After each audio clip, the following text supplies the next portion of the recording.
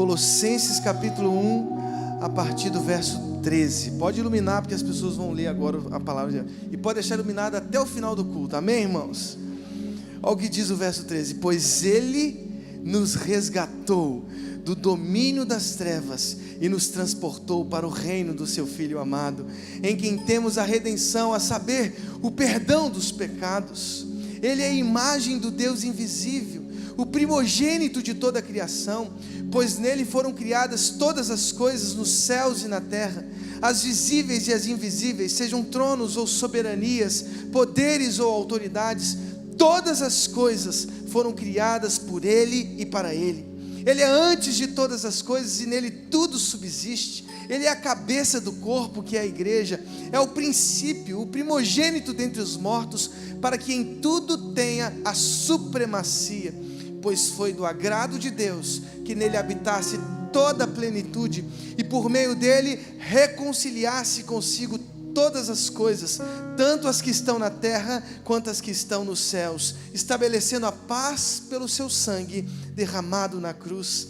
Antes vocês estavam separados de Deus, e na mente vocês eram inimigos por causa do mau procedimento de vocês, mas agora Ele os reconciliou pelo corpo físico de Cristo, mediante a morte, para apresentá-los diante dele santos, inculpáveis e livres de qualquer acusação, desde que continuem alicerçados e firmes na fé, sem se afastarem da esperança do Evangelho que vocês ouviram e que tem sido proclamado a todos os que estão debaixo do céu.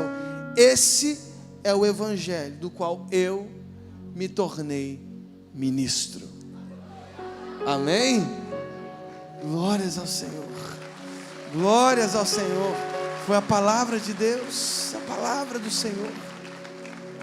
Eu queria que você fechasse os seus olhos, eu queria que você fizesse a sua oração. Todo mundo agora vai fazer total silêncio, e você agora, neste momento, você vai quebrar apenas o silêncio do seu interior, e você vai fazer uma oração diante do Pai, colocando-se diante dele, dizendo assim: Senhor, fala ao meu coração. Eu quero dar esse tempo para você. Conversa com Deus aí.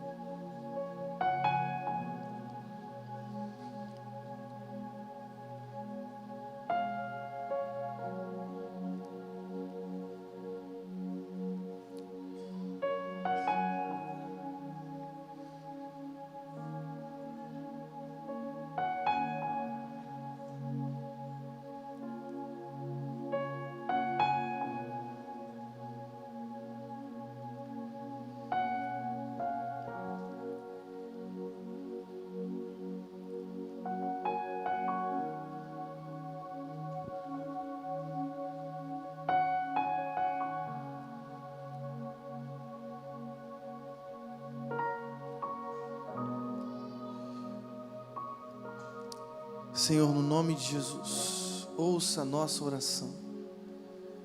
Nós precisamos ouvir a Tua voz. Ó Deus, que através da Tua palavra, todos aqui ouçam a Tua voz, porque nós precisamos para a nossa vida, Deus. No nome de Jesus, que seja a Tua palavra a anunciada nesse momento, Deus. No nome de Jesus. Amém e amém. Glórias ao Senhor. Essa semana foi interessante. Eu peguei um BRT. Por isso ela se tornou interessante a semana. E foi engraçado porque eu estava numa estação e na estação é o seguinte: quando abre a porta, você não precisa fazer nenhum movimento. Você é movido por uma coletividade que busca entrar com todas as suas forças e anseios dentro daquele transporte coletivo. E aí, quando eu me vi, eu já estava dentro do BRT. Foi muito engraçado, eu estava com a minha Bíblia. Quase uma experiência apocalíptica, vou te dizer, né?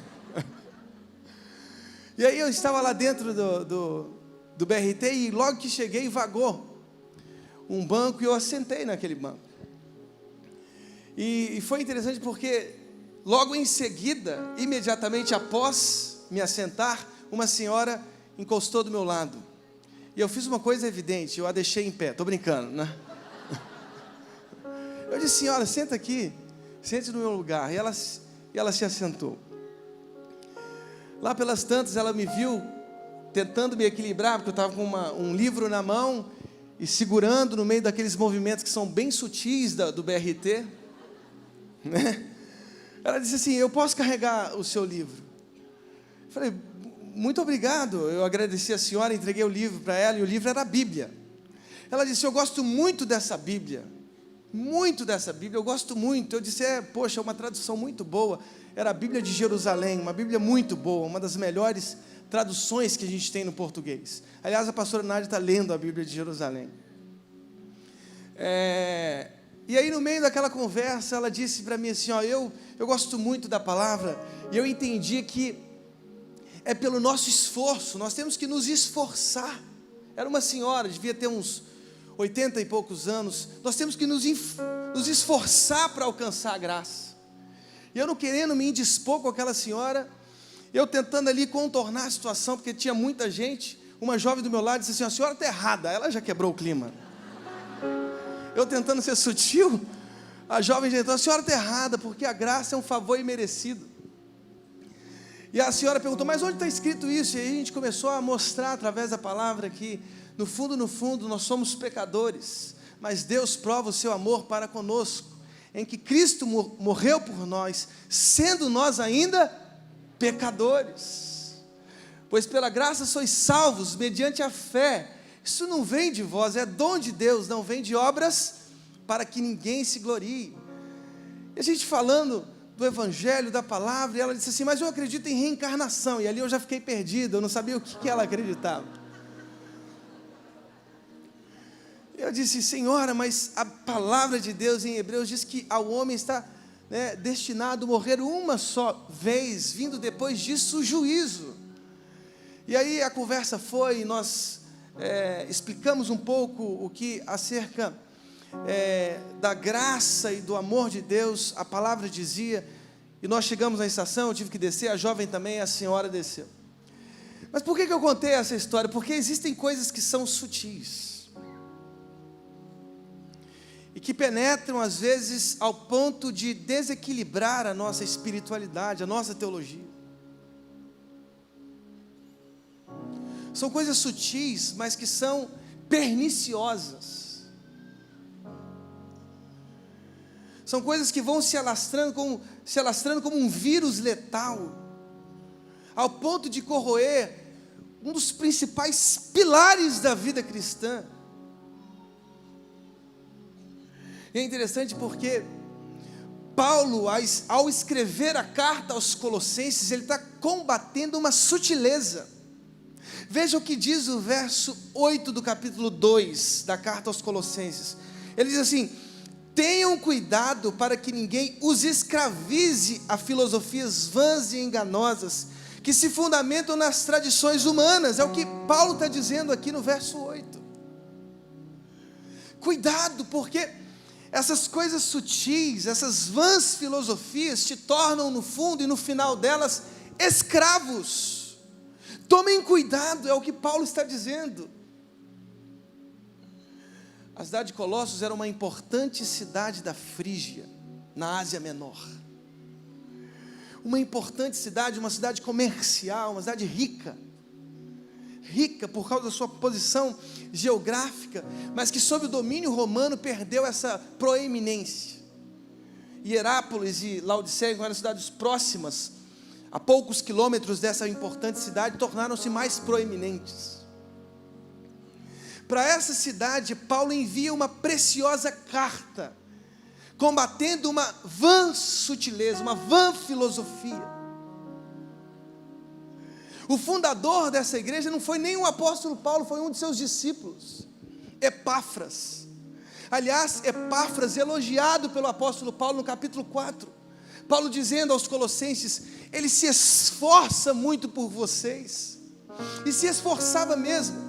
O fundador dessa igreja, dessa comunidade em Colossos, Epáfras, se esforçava ao ponto de sair de sua cidade e ir em direção a Paulo, que estava naquela ocasião preso e por isso não presencialmente na igreja. Ele se dirige até o apóstolo Paulo e ele diz: Paulo, está alastrando na comunidade de Colossos um vírus letal, uma doença como um câncer que está desorganizando o nosso corpo, que está desorganizando os nossos órgãos, os nossos membros. E Paulo muito provavelmente perguntou: o que está acontecendo, Epáfras? Bem, uma heresia, conhecido entre os estudiosos como a heresia de Colossos. Uma heresia,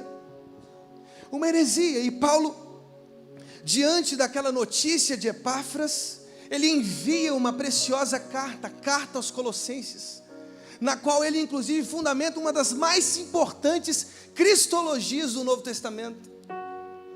Quer saber a respeito do caráter? Quer saber a respeito do poder, do amor de Jesus? Leiam e desfrutem da carta aos Colossenses.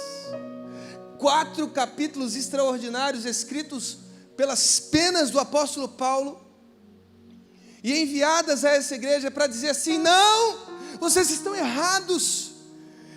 Esse vírus letal que se alastra na comunidade está colocando em xeque, está contestando a supremacia de Cristo, a suficiência de seu amor, a suficiência da cruz. E o que Paulo faz ao escrever essa carta é anunciar a supremacia de Jesus, a suficiência da cruz, a suficiência de seu sangue vertido, de seu sacrifício. Não há nada, absolutamente nada que nós podemos colocar em paralelo ao sacrifício de Jesus. Ele é suficiente. Paulo escreve os capítulos nesse amor, nesse esforço, junto com seu companheiro Epáfras, para dizer: comunidade tão preciosa, veja a fé que os transformou, veja a palavra que os transformou. Foi Jesus que os transformou, foi a palavra de Cristo que os transformou, e vocês estão permitindo que essa doença se alastre entre vocês. E que heresia era essa?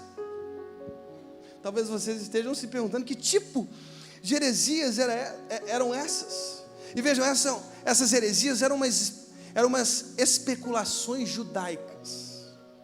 É um tipo de esoterismo judaico. Nessa heresia eles diziam: há poderes cósmicos, há seres cósmicos celestiais que estão intermediando, estão mediando o nosso relacionamento com Deus. É como se houvesse não só um mediador, mas outros mediadores, outros intermediadores dessa relação de Deus com os homens. Esses seres cósmicos organizam, estruturam o cosmos, governam o cosmos, o mundo, os seres humanos. Paulo, ao ouvir isso de Epáfras, ele diz: meu Deus, estão colocando mais mediadores.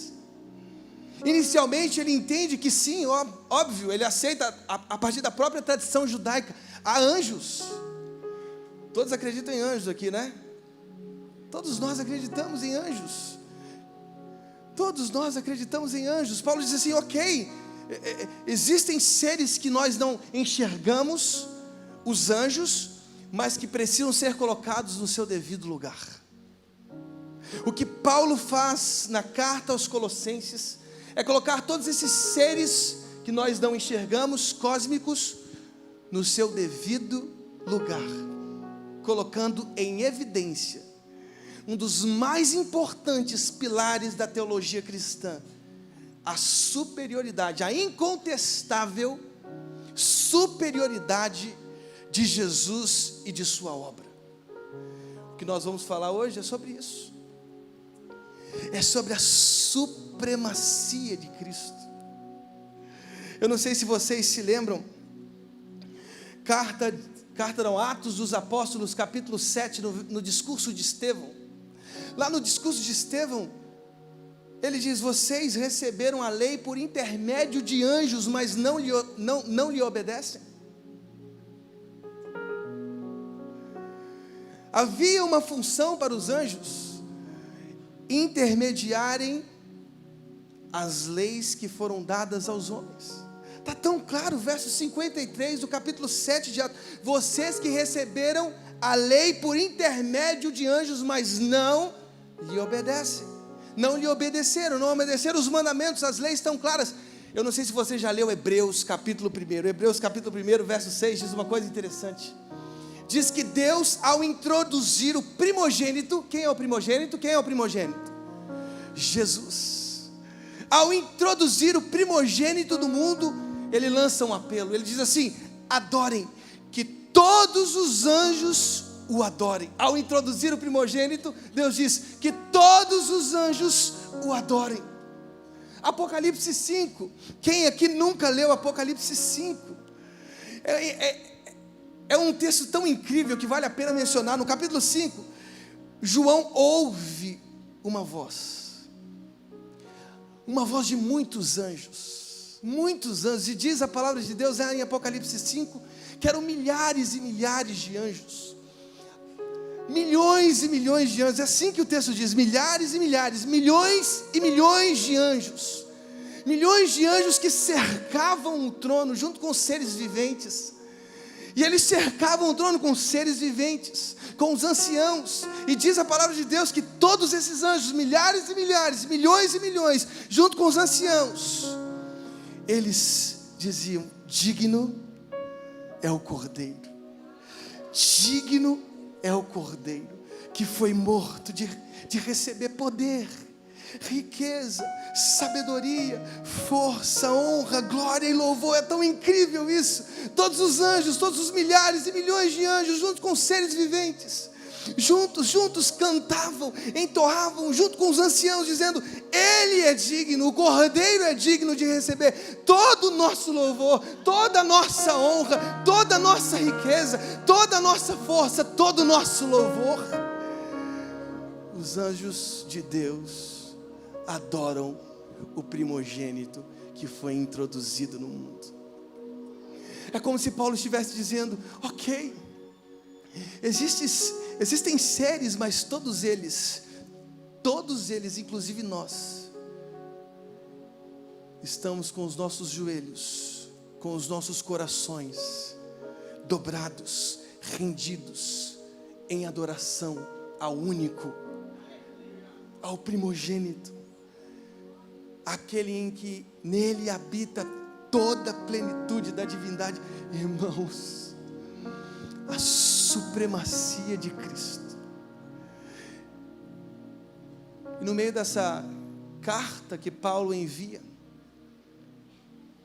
diante dessa heresia, e você sabe que heresia acaba atraindo outras heresias.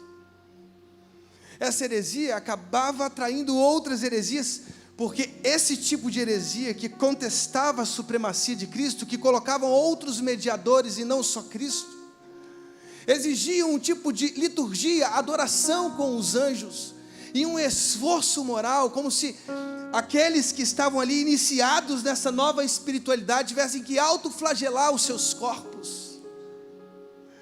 Esses movimentos ascéticos que acabam às vezes surgindo no meio de nós, porque nós não entendemos e não compreendemos a suficiência da cruz, a suficiência do sangue de Jesus, e às vezes estamos e acabamos por acreditar nas conversas mais fiadas e no próprio exercício às vezes moral que precisamos fazer com fins de salvação. Paulo diz não. No meio dessa carta, sabe o que Paulo faz? Ele se lembra de um hino.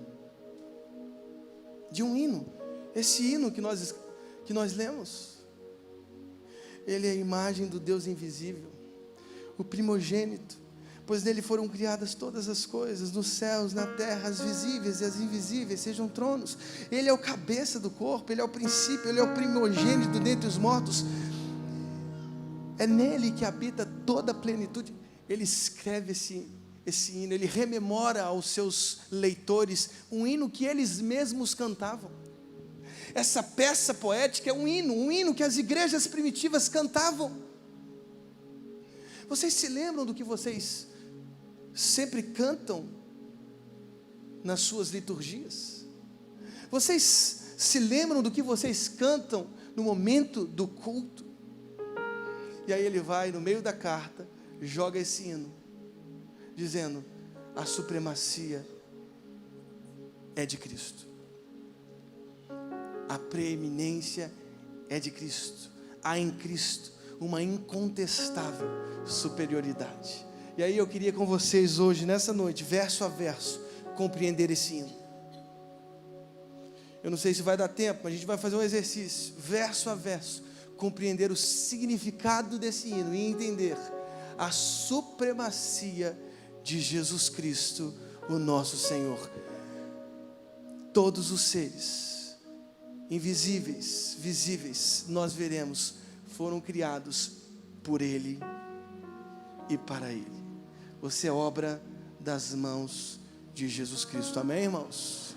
Agora veja só, olha o que o primeiro verso diz. Ele é o quê? A imagem do Deus invisível. É como se Paulo estivesse dizendo assim: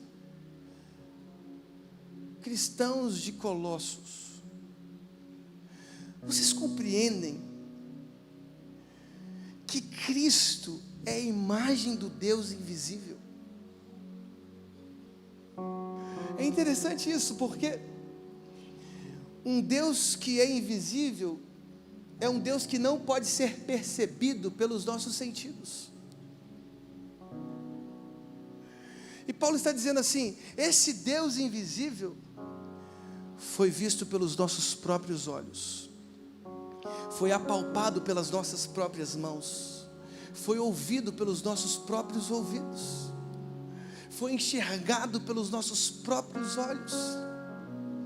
Ele é a imagem do Deus invisível. Não construam imagens. Nós não precisamos de imagens, porque nós temos o próprio Cristo. Nós temos o próprio Jesus que se fez carne, habitou entre nós, vimos a sua glória, glória como do unigênito do Pai, cheio de graça e verdade. Nós temos o próprio Filho, que através dos seus gestos e sermões, através das suas parábolas, através das suas palavras, das suas curas, de suas libertações, foi apalpado, foi visto, foi ouvido pelos nossos sentidos. Ele é a imagem do Deus invisível. Hebreus capítulo 1 chega a dizer que Ele é a expressão exata do seu ser, sustentando todas as coisas por sua palavra poderosa. E diz ainda mais: depois de ter realizado a purificação dos pecados, Ele se assentou à direita da majestade nas alturas, tornando-se tão superior aos anjos, quanto o nome que herdou é superior ao deles. Esse Deus feito carne, esse Deus apalpado pelas nossas mãos, ouvido pelos nossos ouvidos, enxergados pelos nossos próprios olhos, Ele é a expressão exata, segundo o autor de Hebreus, do ser de Deus. Vocês se lembram da conversa de Filipe com Jesus? Filipe diz assim, no capítulo 14 do Evangelho de João, ele diz assim: Senhor, mostra-nos o Pai. Alguém se lembra disso? Mostra-nos o Pai. Jesus disse assim: Filipe, você está há tanto tempo comigo, quem me vê a mim, viu o Pai. Quem me vê a mim, viu o Pai. Queridos, Jesus é a exata expressão do ser de Deus. Verso 9 do capítulo 2 da carta aos Colossenses diz que nele habita corporalmente toda a plenitude da divindade. Ao nos encontrarmos com Cristo, encontramos-nos com o próprio Pai. Ao apalparmos Jesus, apalpamos o próprio Pai. Ao ouvirmos as suas palavras, ao vermos e enxergarmos os seus próprios gestos, enxergamos o próprio Pai. Quer conhecer o Pai? Quer conhecer o Pai? Siga o Filho. Não siga o líder não, siga o Filho. Tirei uma onda aqui aos flamenguistas. Siga o Filho, irmãos. Quer conhecer mais o Pai? Se apaixone pelo Filho. Conheça o Filho. Conheça, aliás, como isso é importante, conhecer o Filho. Quer conhecer o Filho? Quer conhecer o Filho? Talvez você pode até confundir conhecer o Filho em subir no monte da transfiguração. Vou subir o monte da transfiguração e construir tendas. É lindo isso. Nós temos que fazer isso, subir mais os montes. Experimentar Deus nos nossos quartos. Experimentar o Filho dentro do seu próprio quarto. Eu disse para os jovens há umas 3, 4 semanas atrás, não adianta um altar queimando se os nossos quartos não estão queimando. É conhecer o Filho nos nossos quartos, é fechar a porta dos nossos quartos, e mais, é fazer o que o Filho fazia. Sedes os meus imitadores, como eu sou de Cristo. Mateus 25 diz que lá no final dos tempos, no dia do juízo, Deus vai separar os bodes das ovelhas. Os que estão à esquerda, não necessariamente vocês, serão os bodes, e as ovelhas à direita. Não se anima não, hein? E ele vai dizer muito claramente: vinde benditos do meu Pai, vinde, porque quando eu estava com sede, vocês me deram de beber. Quando eu estava com fome, vocês me deram de comer. Quando eu estava com frio, vocês me vestiram. Frio, nu, vocês me vestiram. Quando eu estava preso, quando eu estava doente, vocês me visitaram. E as ovelhas, tão inconscientes de suas ações, porque isso é interessante. Às vezes fazemos coisas porque queremos postar no Instagram no outro dia, para mostrar que a gente é bom. Mas as ovelhas estão tão inconscientes de suas ações, que elas perguntaram: mas Senhor, quando nós te vimos com fome? Quando te vimos com sede? Preso? Quando vocês fizeram os meus pequeninos, vocês fizeram a mim. Eu quero conhecer Jesus. Visite os hospitais. Eu quero conhecer Jesus. Vista os que estão com frio. Eu quero conhecer Jesus, dê água de beber aos que estão com sede. Eu quero conhecer Jesus, dê comida aos que estão com fome. Eu quero conhecer Jesus. Visite os centros de tratamento para dependentes químicos. Você vai encontrar com Jesus o tempo inteiro. Não conhecemos Jesus não realizando as obras do Cristo. Nós só conhecemos Jesus, e ao conhecermos Jesus, conhecemos o Pai, quando nós realizamos a obra que o Filho realizou, a obra do Pai.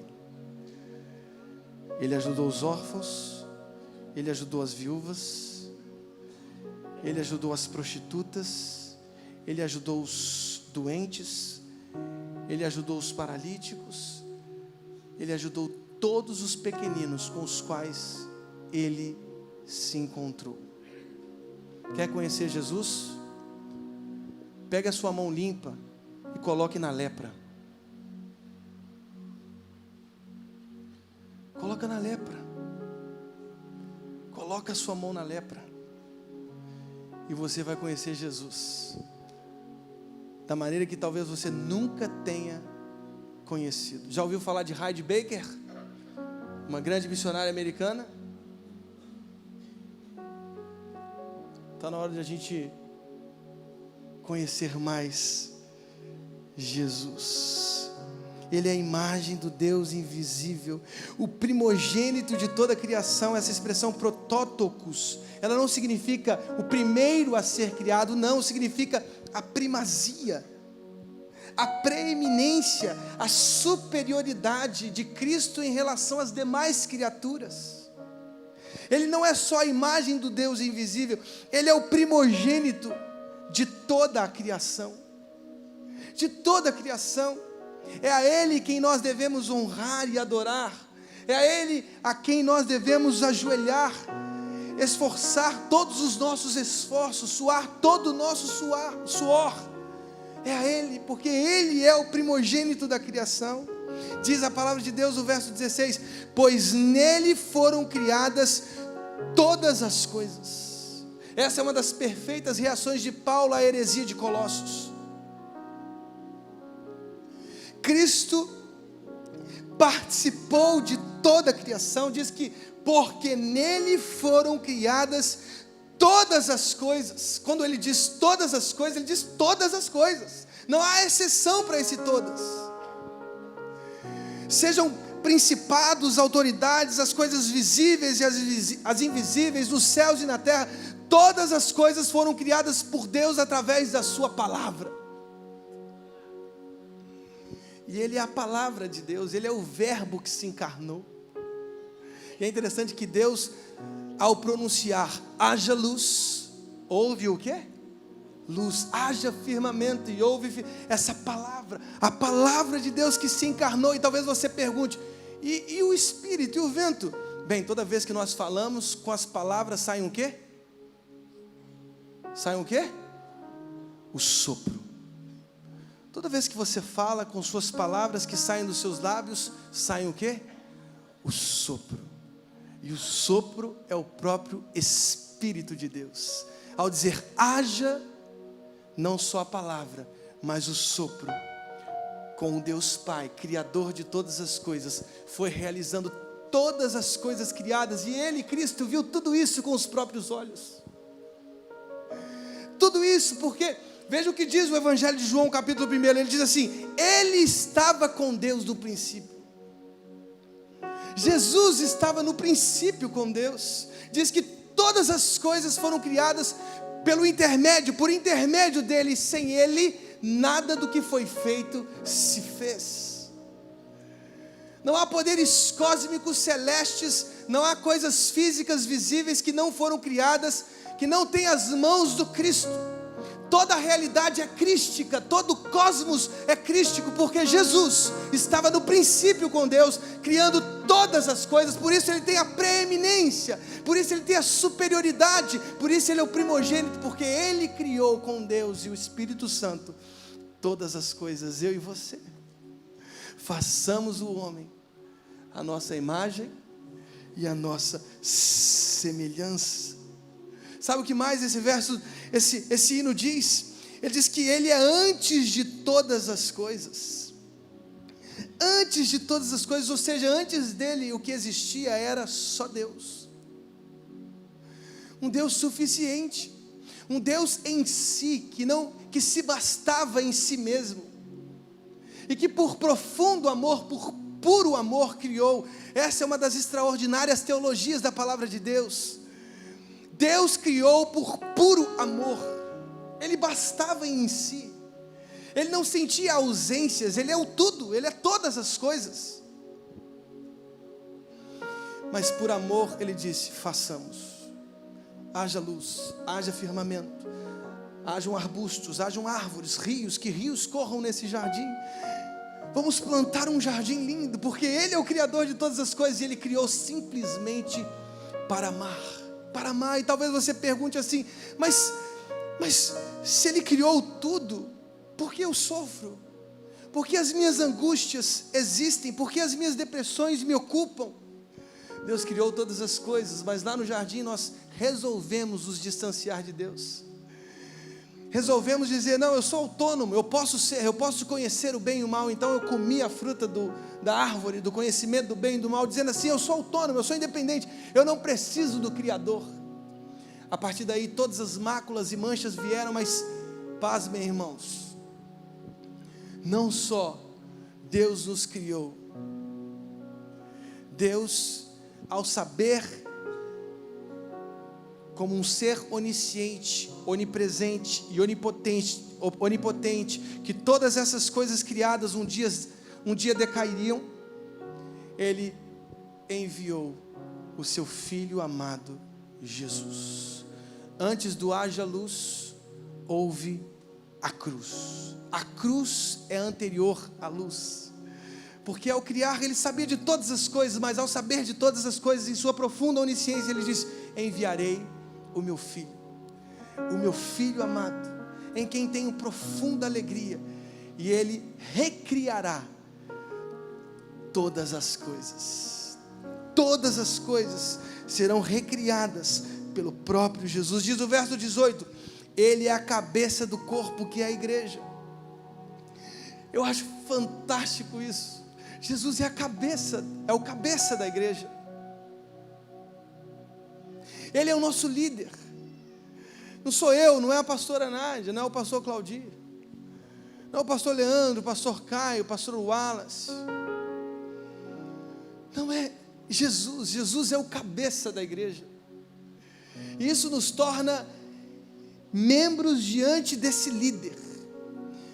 Tudo que fazemos, fazemos em honra a esse líder. Tudo que nós fazemos, nós glorificamos a esse líder que é o cabeça. Aliás, no verso 10 do capítulo 2 diz assim, verso 9 diz que nele habita corporalmente toda a plenitude, o quê? Da divindade. E o verso 10 do capítulo 2 diz o seguinte: e por estarem nele, que é o cabeça de todo poder e autoridade, vocês receberam o quê? A plenitude. Irmãos, vocês compreendem o que significa isso? Cristo tem toda a divindade em si, toda a plenitude, pleroma tuteu, a plenitude de Deus estava em Cristo, no seu próprio corpo físico. E diz a palavra de Deus que se estamos ligados a esse cabeça, nós como Ele também recebemos a plenitude. Sabe o que isso significa? Que a vida de Deus está dentro de você. A questão é se você está ligado a esse cabeça, se você está ligado a esse Cristo, porque se você está, a plenitude da divindade está disponível para você. Amém, irmãos? Está disponível para você. E como é bom estar ligado a Ele, e como é bom honrá-lo, e como é bom saber que todas as nossas coisas, todas as coisas que nós realizamos através dos nossos dons e talentos, fazemos para a glória de Deus. A questão é, será que você faz mesmo para a glória de Deus? A palavra de Deus diz: quer comais, quer bebais, quer façais qualquer outra coisa, fazei tudo para a glória de Deus. Tudo para a glória de Deus. Já imaginou que quando você toca um teclado, ou quando você atende um paciente no hospital, você está fazendo para a glória ou não de Deus? Os médicos que atendem, os enfermeiros e enfermeiras, as médicas que atendem no hospital para a glória de Deus, fazem com alegria, com amor. Irmão, você já parou para pensar que ligados a esse cabeça o mundo muda? Consciente-se que quando fazemos coisas, fazemos ou não para a glória de Deus. Se sou um político, eu vou exercer a minha vida profissional, eu vou exercer o meu pleito com justiça, não pensando nos meus desejos umbilicais, não, mas pensando no povo. Se eu sou um professor, eu educo, conscientizando os meus jovens, os meus adolescentes, porque eu estou fazendo para a glória de Deus. Todos mudariam se nós entendêssemos que quando fazemos ou não para a glória de Deus. Esses dias eu estava lá na Lagoinha, em Belo Horizonte, numa grande conferência.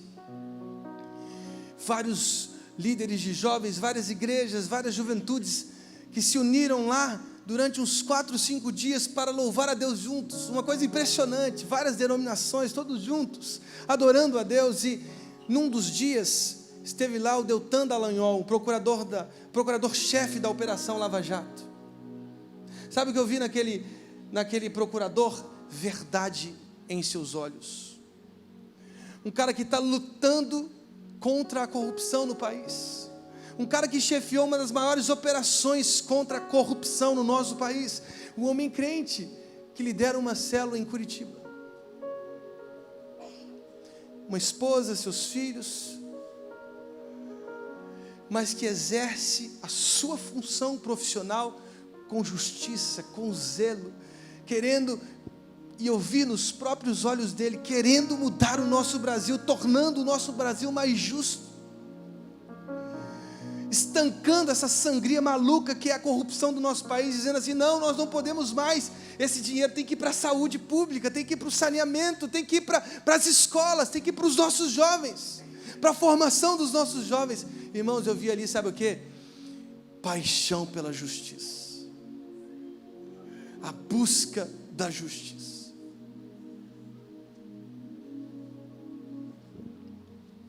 Mas diz a palavra de Deus que Ele é o primogênito dentre os mortos. Irmãos, essa expressão aqui é um negócio muito maluco, porque a melhor tradução para esse texto é: o primeiro que nasceu de dentro da morte. A mesma expressão, primogênito da criação, protótokos, aparece aqui de novo, e diz a expressão ton necron, ou seja, ek, no movimento de dentro para fora. É como se Paulo estivesse dizendo: Jesus é aquele que nasceu de dentro da morte. Irmãos, Jesus humilhou a morte. Jesus humilhou a morte. A morte é a coisa que mais persegue as nossas consciências. Irmãos, eu vou te dizer uma coisa: a morte é um negócio que nos deixa inseguros. Pastor, não tem medo da morte. Você está mentindo, provavelmente. Você já pegou um avião, passou por turbulência? Irmão, já passei por cada turbulência, que eu rezava todas as rezas de todas as religiões. Estou brincando, mas eu orava com uma verdade: Deus segura essa. E eu, quando eu vou em avião, vou olhando a asa para ver se está tudo certo. Irmãos, a morte é o nosso próprio pavor, é o nosso pior inimigo, segundo o Apocalipse.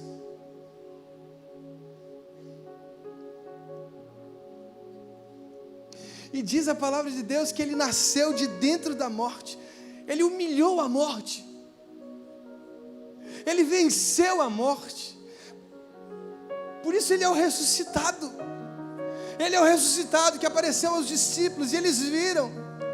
Mesmo Tomé, aquele incrédulo, pegou com as próprias mãos nas chagas de Jesus. Ele humilhou a morte, Ele nasceu de dentro dela, naquilo que é o nosso pior pavor, naquilo que é o nosso maior inimigo. Ele humilhou, porque Ele tem a primazia, Ele tem a superioridade, Ele tem a supremacia. Ninguém venceu a morte. Ele venceu a morte. Ele venceu a morte. Ao vencer a morte, ressuscitando ao terceiro dia, Ele nos deu total condição para juntos com Ele também vencermos a morte, para vivermos uma eternidade com Ele. Nós vamos vencer a morte. Nós vamos vencer a morte. Ele venceu a morte. Ele nasceu de dentro da morte. E aí diz a palavra de Deus que foi do agrado de Deus que nele habitasse toda a plenitude. Toda a plenitude. Ao vencer a morte, diz a palavra, foi do agrado de Deus que nele habitasse toda a plenitude. Essa expressão ela é de difícil interpretação, mas ela pode significar, por exemplo, uma ideia bem bíblica de que todo o universo está repleto da presença de Deus. Ou pode significar também que toda a plenitude agradou-se em habitar nele. Em Cristo habita toda a plenitude, a totalidade de tudo. Todas as coisas têm a marca do Criador, tem a marca de Cristo. Você tem uma marca de Cristo. Toda a realidade que vemos, inclusive aquelas realidades que não vemos, tudo tem a marca de Cristo, porque toda a realidade agradou-se em habitar nele. Ele venceu a morte. E continua a palavra de Deus dizendo que e por meio dele reconciliasse consigo todas as coisas, tanto as que estão na terra quanto as que estão nos céus, estabelecendo a paz pelo seu sangue derramado na cruz. Ele diz no verso 22, mas agora Ele os reconciliou pelo corpo físico de Cristo, mediante a morte, para apresentá-los diante dele santos, inculpáveis e livres de qualquer acusação. verso 13 e 14 do capítulo 1. Ele nos resgatou do domínio das trevas e nos transportou para o reino do seu Filho amado, em quem temos a redenção, a saber, o perdão de todos os nossos pecados. Até quando, irmãos?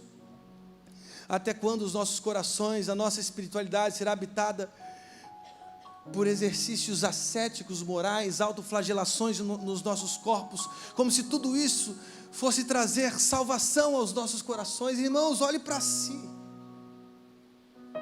olhe para dentro de si. Toda vez que eu me enxergo as minhas fealdades, as minhas maldades, as minhas inclinações pecaminosas, os meus pensamentos, as luxúrias que habitam os meus pensamentos e habitam os seus pensamentos. Toda vez que nós nos enxergamos de dentro para fora, a gente torna-se capaz de enxergar a coisa mais óbvia.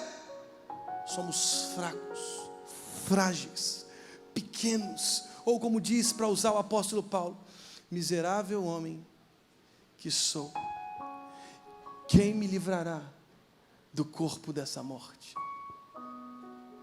Quem me livrará, irmãos? Quem aqui ousaria levantar dizendo: através da minha religião, dos meus exercícios morais, através da minha autoflagelação, através de dias festivos, através de dietas alimentares, eu consigo então fazer essa ponte? Até quando repetiremos o erro de Gênesis 11? Até quando construiremos as torres tão mesquinhas e idiotas, que revelam simplesmente as malignidades dos nossos corações, as maldades dos nossos braços? Porque no fundo, o que o ser humano é capaz de construir é só ódio, é violência, é pavor, é estupro, é prisão, é algema. Mas em Cristo somos mais que vencedores. Mas em Cristo somos mais que vencedores. Só em Cristo, irmãos. Só em Cristo. E é tão interessante perceber, e ao perceber essas nossas fragilidades, ajoelharmos os nossos joelhos, encurvarmos os nossos corações e dizer: eis o Cordeiro de Deus que tira o pecado do mundo. Eis o Cordeiro de Deus que tira o pecado do mundo. Eis o Cordeiro de Deus que tira o pecado do mundo. Não é pelas nossas obras, não é pelo que fazemos, não é pelas nossas decisões, mas Cristo, através do seu sacrifício, tornou apto o caminho para a eternidade. Por isso Ele é o caminho, a verdade e a vida. Ninguém vai ao Pai a não ser por Jesus. Você quer viver uma eternidade com Deus? Ou você quer manter a heresia de Colossos? Ou você quer manter pontes que construímos com as nossas mãos, torres com as nossas mãos, seres e participações em cultos cósmicos de anjos, dizendo: não, aqui tem a presença? Até quando você vai ser enganado por essas vãs sutilezas, essas filosofias que só enganam e engodam os nossos corações? Até quando os nossos corações se permitirão viver as coisas mais sutis e perniciosas que derrubam o pilar central da vida da teologia cristã, a supremacia de Cristo e a suficiência da sua morte e do seu sangue? Toda vez que eu vejo o pão e o vinho, eu percebo quão miserável eu sou e o quanto o seu sacrifício teve sentido para mim.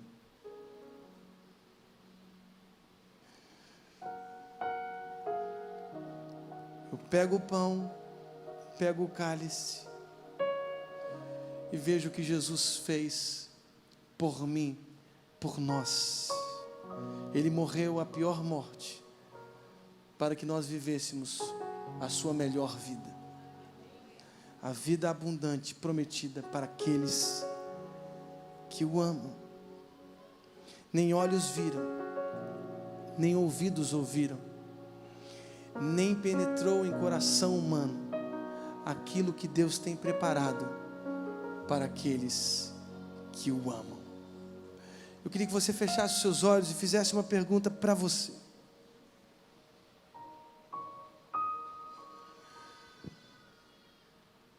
Por que eu estou aqui? Por que eu estou aqui? Será que eu vim com os meus próprios pés? Será que estou aqui por causa de um convite?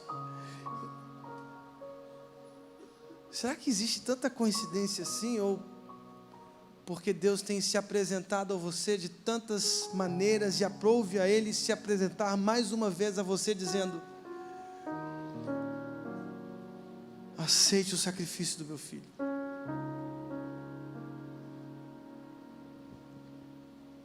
Abra o seu coração e deixe Jesus entrar no seu coração. Não é tempo de você adiar essa decisão.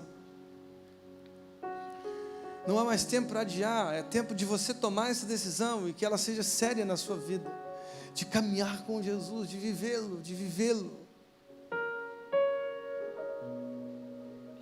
Você está aqui dentro, você entendeu essa mensagem, você entendeu a insuficiência dos seus braços, a insuficiência das religiões, a insuficiência das doutrinas e a suficiência de Cristo, a suficiência do sacrifício de Jesus.